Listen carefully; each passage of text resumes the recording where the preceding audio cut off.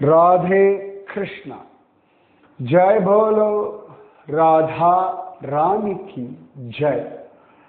जय बोलो श्री कृष्ण कन्हैया लाल की जय। जय बोलो वृंदावन धाम की जय। जय बोलो यमुना मैया की जय। जय बोलो गोवर्धन गिरिराज की जय। जय बोलो नंद बाबा की जय। जय बोलो यशोदा मैया की जय। जय बोलो 84 खंबा नंद भवन की जय। जय बोलो महावन की जय। पुंडरीक वरदे हरे विठले। இன்னைக்கு எதுக்கு சொன்னேன் அப்படின்னா, இன்னைக்கு சாந்திர மாச கணக்குப்படி வைசாக வத்திய பஞ்சமி. நமக்கு இப்போ சித்திரை தான், நமக்கும் வைசாக பிறந்தா சொல்லி. ஆமாம், வைகாசி மாசம் பஞ்சமி திதி. அதுல என்ன விசேஷம் அப்படின்னா, சந்த் சோகோபா அவருடைய புண்ணிய திதி. அவர் சமாதியான தினம் இன்னைக்கு தான். சோக்கா மேளா சந்த் பலா தேனே தேவ புலவீலா பக்தி ஆஹே ஜாச்சி மோட்டி त्याला पावतो संकटी चोख्या मेळ्याची करणी तेने देवखेला ऋणी लागा विठ्ठल चरणी ह्याणे नामयाची जनी. चोखा मेला मंगल वेட அங்கதான் அவருடைய அவதாரம் நடந்தது. இன்னைக்கு தான் அவருடைய புண்ணிய திதி. சோக்கா மேளாவுக்கு 2 சமாதி உண்டு.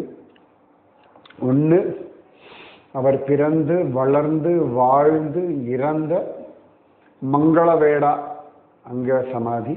இன்னொன்று பண்டரிபுரத்தில் பாண்டுரங்கன் கோவில் வாசல்ல நாமத்வாரனுடைய எதிர்க்க சோக்கா மேளாவினுடைய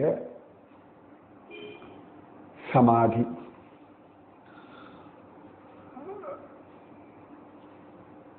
பாண்டுரங்கனுக்கு ரொம்ப பிடிச்ச ஒருத்தர். சோக்கா மேளா ஒரு செவரு கட்டின்னு இருக்கும் பொழுது ஊர்ல அவரோட சேர்ந்து பல பேர், அப்போ ஒரு ஃபயர் ஆக்சிடென்ட்ல தான் அவர் இறந்து போயிடுறார். இப்போ பாண்டுரங்கன் நாமதேவரிடத்துல சொல்லி அந்த இருக்கக்கூடிய சாம்பல் எலும்பு இதெல்லாம் எடுத்து எடுத்து பாரு, எது விட்டல விட்டல விட்டல விட்டல விட்டலன்னு என் நாமத்தை ஜபிக்கிறதோ அதுதான் என்னுடைய சோக்கா மேளா அப்படின்னு சொல்லி சொல்றான். அந்த சோக்கா மேளாவுடைய புண்ணிய திதி இன்னைக்கு தான். அவர் தான் சத்கதி அடைஞ்ச தினம் இன்று. இன்னைக்கு தான் வைகாசி பூராடம். இந்த வருஷம் வைகாசியில 2 பூராடம் வர்றது. அதுல முதல் பூராடம் இன்று. அதனால இன்னைக்கும் குருஜி அம்மாவுடைய பிறந்த நாள். ஜூன் 13 அப்பொழுதும் ஒரு வைகாசி பூராடம் வர்றது. அதுவும் குருஜி அம்மாவோட பிறந்த நாள். அது இல்லாமல்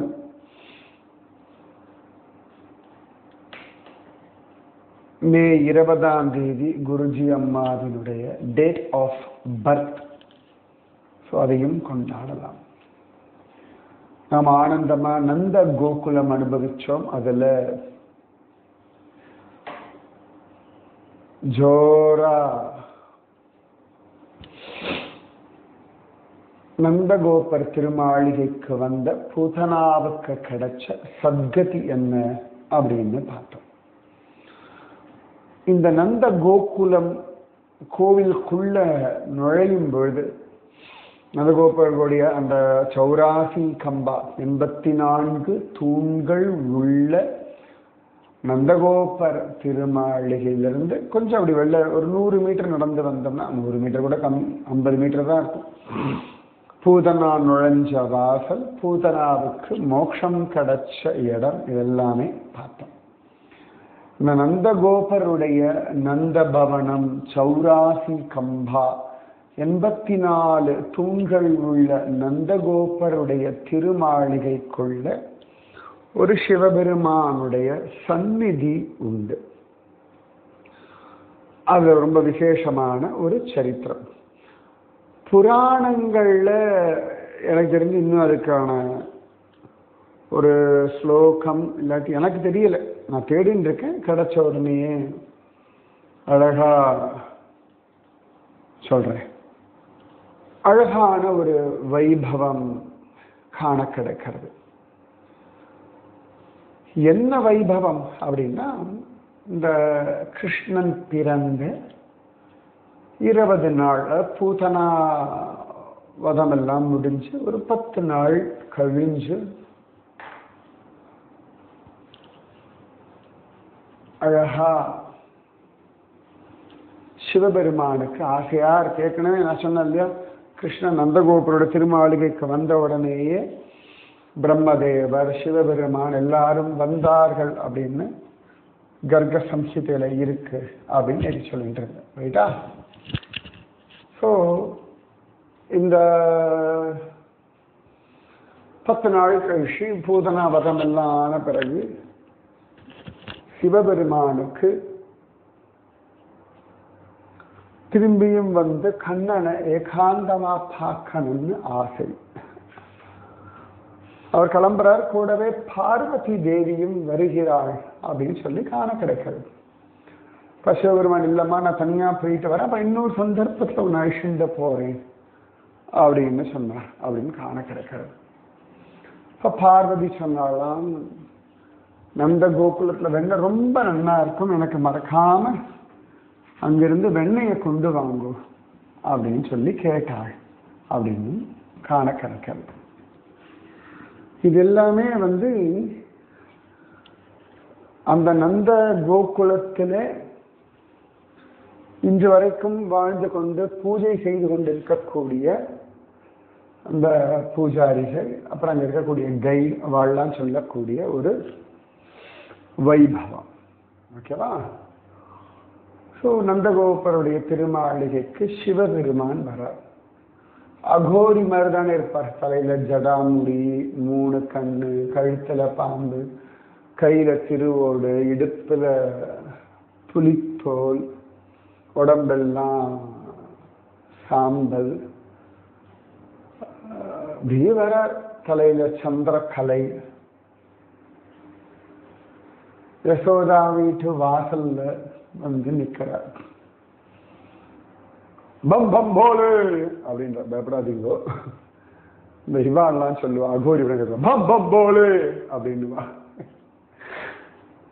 கொஞ்சம் திடுக்குதான் இருக்கும் அந்த பம் பம் போலு.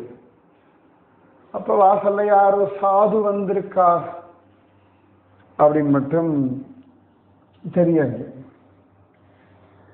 அப்ப யசோத வீட்டுல நிறைய வேலைக்காரா உண்டு. அது இல்லாம கோபிகைகளும்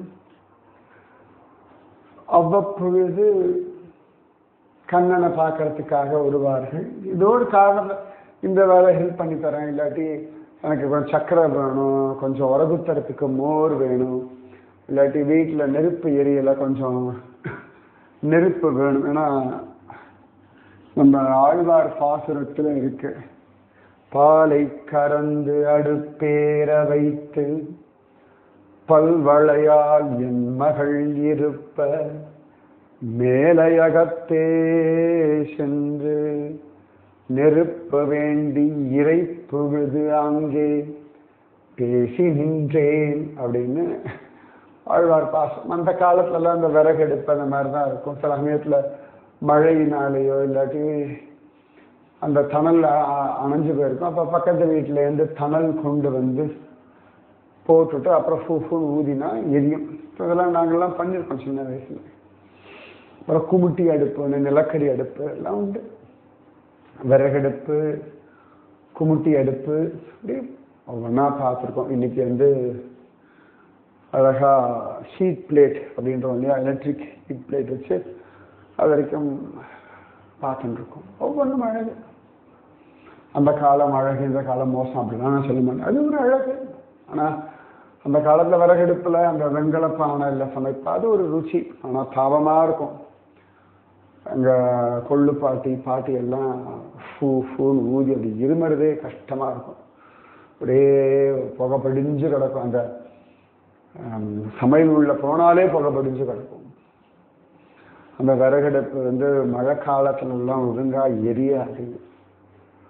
ஆனால் டெய்லி அந்த அடுப்பை சுத்தம் பண்ணி முழுகி சாணி போட்டு முழுகி அப்புறமா கோலம் போட்டுட்டு தான் படுத்துப்பார்கள்.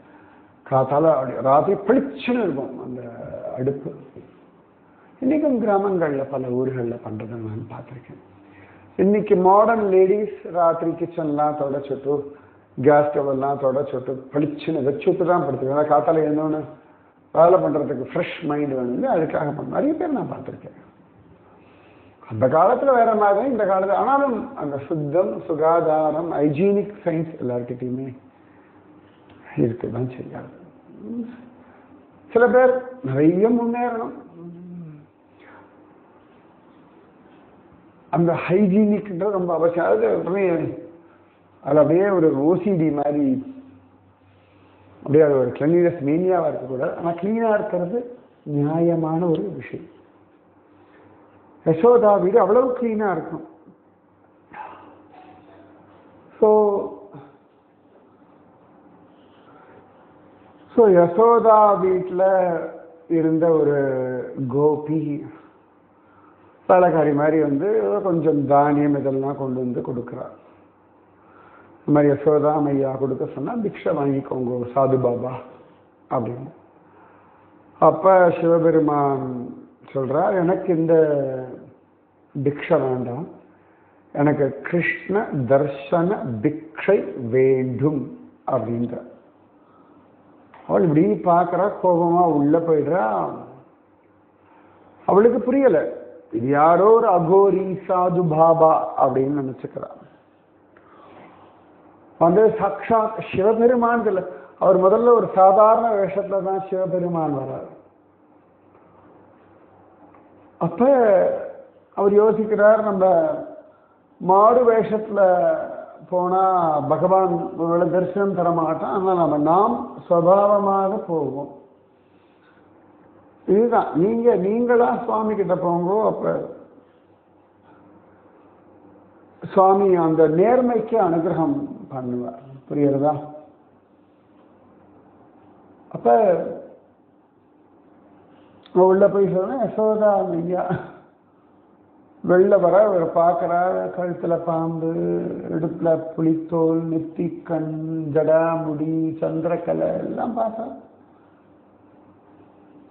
அவளுக்கும் ஒரு சிவபெருமான்னு தெரியல. சிவபெருமான் வேஷத்துல யாரோ அகோரி வந்திருக்கார், யாரோ ஒரு சமத்காரம் பண்ணக்கூடிய ஒரு மந்திர தந்திர வித்தைகள் தெரிஞ்ச யாரோ ஒரு சாது அப்படின்னு தெரியுது.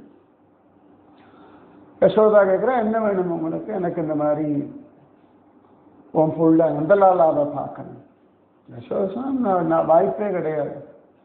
யசோதைக்கு என்ன பையனா, அப்போதான் ஒரு 10 நாளைக்கு முன்னாடி தான் பூசனா வந்துட்டு போயிருக்கா. அதனால அவளுக்கு யாரை பார்த்தாலும் சந்தேகமா இருக்கு. முடியவே முடியாதுன்னுட்டா, கதவை அரசின்னு போயிட்டா. இவர் சொல்ல, யசோதாமையா நந்தலாலாவை பார்க்காம நானும் இங்க இருந்து கிளம்ப மாட்டேன், நான் அப்படியே உட்காந்து தியானம் பண்றேன், எத்தனை வருஷமானாலும் சரின்னு உட்காந்துட்டான். யசோதை இதுக்கெல்லாம் கவலையே படலை, அடுத்த வேலையே பார்த்துட்டு இருக்கா. 1 நாள் ஆச்சு, 2 நாள் ஆச்சு, 3 நாள் ஆயாச்சு. தெரியல. அந்த சமயத்தில் நந்தகோபர் என்ன பண்ணாருன்னு தெரியல. அவளை நந்தகோபுரால யசோதையை கன்வின்ஸ் பண்ண முடியா தெரியல. ஏன்னா சில சந்தர்ப்பங்கள்ல பெண்களுடைய அந்த பிள்ளை பாசத்தை மீறி நம்மளால் ஒன்றும் பண்ணிட முடியாது. அது ரொம்ப நாள் கழிச்சு குழந்தைய பெற்றவள். அதை தவிர இந்த பூதனாவினுடைய விஷயங்கள் இதுல எல்லாருக்குமே ரொம்ப ஜாக்கிரதை வந்துடுத்து. யார் இருந்தாலும் ரொம்ப டீப்பா செக் பண்ண ஆரம்பிக்கிறார். 3 நாள் ஆயிடுச்சு. அப்படியே சிவபெருமான் தியானத்துல அப்படியே சமாதியில போகாரு. அவருக்கு தியானம் சாதாரணமா வரும்ல. அப்ப நந்தலாலா பார்த்தானா, ஓ இவர் தியானத்துல சித்தி ஆயிட்டாருன்னா ஆயிரக்கணக்கான வருஷங்கள் உட்கார்ந்து இருப்பார், அதனால அவர் எழுப்பவே முடியாது அப்படின்னு சொல்லி கண்ணன் வீல் வீல் வீல் வீல் வீல் வீல் அழ ஆரம்பிச்சான். எதுக்கு அழறா என்னன்னு புரியலையா. விளையாட்டு காட்டுறா, வயிற்றுல தொப்புள்ள விளக்கெண்ணெய் தடவி பார்க்கறா. ஒரு குழந்தை அழுதுன்னா எதுக்குன்னு தெரியாது. உடம்பெல்லாம் ஏதாவது பூச்சி கீச்சி கடிச்சிருக்கான்னு பார்க்கறா. வயிறு அமுத்தி பார்த்து மந்தமா இருக்கா அப்படின்னு பார்க்கறா. வேற ஏதான பூச்சாண்டி பயமா, வேற ஏதாவது பால கிரகங்கள் வந்துடுத்தா, ரெடி பசியா தாகமா என்னன்னு தெரியாது இல்லையா. எல்லாம் அவளும் அந்த பிள்ளை பாசத்துல என்னெல்லாமோ பண்ணி பார்க்குற. 3 நாள் ஆயாச்சு. இது 3 நாள் அழுதுன்னு இருக்கான். என்ன பண்றதுன்னு தெரியல. அப்ப ஒரு கோபி சொல்றாரு, வேறு வாசல்ல ஒரு சாது உட்கார்ந்து இருக்கார். ஒரு சாது அவருக்கு வேண்டியது கிடைக்காம போனார்னா அது நமக்கு நஷ்டமா போயிடும். நீ ஏன் அவரை தப்பா நினைக்கிற, அது ஒரு பெரிய ஆசீர்வாதமாகவே நமக்கு இருக்கலாமே அப்படின்னு சொல்ல, அதன் பிறகு யசோதா சரி அப்படின்னு சொல்லிட்டு வாசல்ல ஒரு உருளி மாதிரி வச்சு, அகலமான ஒரு பாத்திரம் வச்சு, அதுல தண்ணீர் விட்டு, அதுல சிவபெருமான் அந்த பக்கத்துல இருந்து பார்க்க, யசோதை இந்த பக்கத்துல இருந்து பிள்ளைய காட்ட, அந்த தண்ணீர்ல கிருஷ்ண ரூபம் பார்த்தார் சிவபெருமான். ஆனா அவருக்கு திருப்தி ஆகலை. ஏன்னா அந்த chubby cheeks, dimple chin, rosy lips, curly hair, bluish colour, Krishna ஆசமா இருக்கான். இவ்வளோ பெரிய அழகான ரூபத்தை கையில வாங்கி அனுபவிக்கலைன்னா, ஒரு குழந்தைய பார்த்தா அது நல்லா அழகா இருக்கு, சமத்தா இருக்கு, கொழுக்கு முழுக்குன்னு இருக்கு, சூப்பரா இருக்குன்னா தூக்கி கொஞ்சம் தானே எல்லாருக்கும் பிடிக்கும். சிவபெருமான், அம்மா எனக்கு கையில கொடு நான் வாங்கிக்கிறேன். அவர் வீல் வீல் வீல் வீல்னு ஆகலாம். யசோதைக்கு என்ன பண்றதுன்னு புரியல. அப்ப அந்த ஒரு வயசான கோபி, சில இடங்கள்ல லலிதாவே அப்படி வந்தாள் அப்படின்னு சொல்லுவா. லலிதா சഖி இருக்கா இல்லையா. அப்ப சில இடங்கள்ல பௌர்ணமாசி தேவி, அவள் அங்கதானே சுத்தின்னு இருந்தா.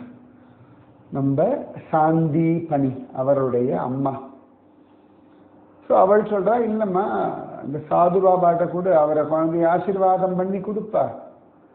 அப்ப அவருடைய அழுக நின்று போயிடும். ஏதான பாலகிரகங்கள் பிடிச்சிருக்கும், இல்லாட்டி எதையான பார்த்து குழந்தை பயந்து இருக்கும். இந்த பூத்தனா வந்தாலே அதனால கூட இருக்கலாம். இந்த பாபா கிட்ட கூட அவர் அழகா இந்த குழந்தைக்கு மந்திரிச்சு கொடுப்பார். அப்புறமா ஒரு அழுக நின்றுடும் அப்படின்னு சொல்ல யசோதை இவள் சொன்னாளேன்னு சிவபெருமான் இடத்துல குழந்தைய கொடுத்தான். சிவபெருமான் அப்படி வாங்கிண்டு அவன் கையில ரேகையெல்லாம் பார்த்துட்டு அவர் இப்படி ஃபியூச்சர்லாம் சொல்றாங்க. ரொம்ப சந்தோஷமா நல்ல விஷயம் சொல்றார். யசோதை சொல்ல, குழந்தைக்கு ஆசீர்வாதம் பண்ணணும்.